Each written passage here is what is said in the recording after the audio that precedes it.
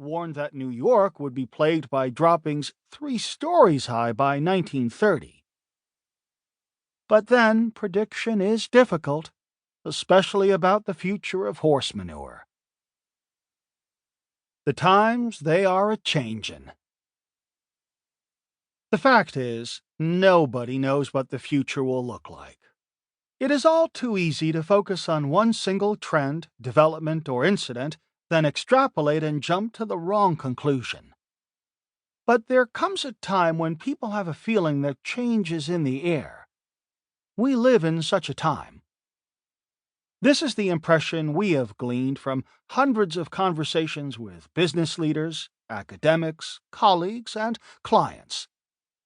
They perceive that the way we do business will be dramatically different in the future, as will the way we lead people and organizations. It is a perception born of thousands of experiences, observations, and trends, all of which add up to a sense that we are in an era of far-reaching change.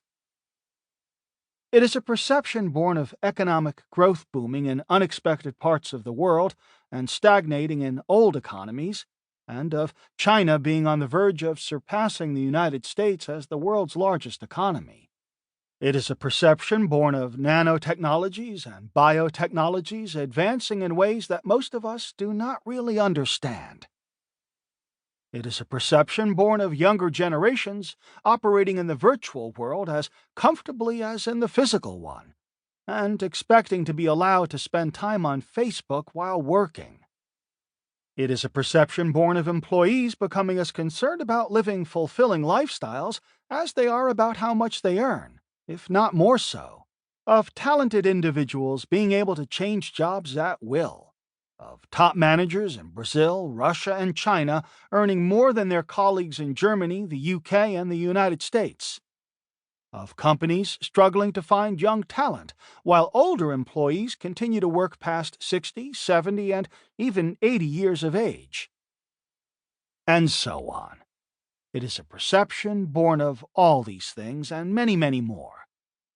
In early 2013, an iconic symbol of London, the one-time global center of commerce, came under Chinese ownership.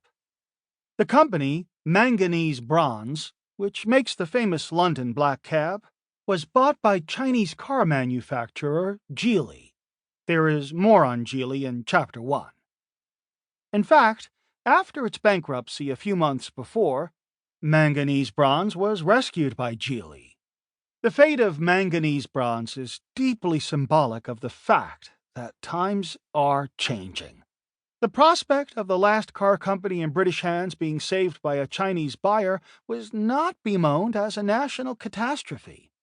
Rather, it was warmly welcomed by London's mayor, Boris Johnson, who declared himself delighted that Geely had secured the company's future.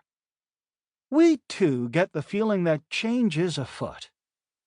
A few weeks ago, we interviewed a chief financial officer as part of the due diligence process for a private equity deal. She told us that she had been working 3 days a week for the past 2 years to give her more time with her young family.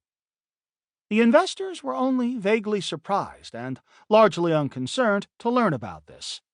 A decade ago, however, a senior executive working a 3-day week would have been unimaginable. Now it barely merits a mention. The European head of a global financial services company recently complained to us that his organization struggles to recruit the best talent. This is not because the best do not apply, but because they expect good salaries but are totally unwilling to put in the long hours we had to 10 years ago. In addition, a recent hire informed us, while in the process of signing his contract, that he planned to go on paternity leave just a few weeks later, and one job candidate asked about our company's carbon policies. We've seen numerous senior managers from emerging markets leave careers in the West to return to their native countries of India, China, and Indonesia to work for local companies. At the same time, Anshu Jain, an Indian who hardly speaks German, became the co-CEO of the German financial giant Deutsche Bank in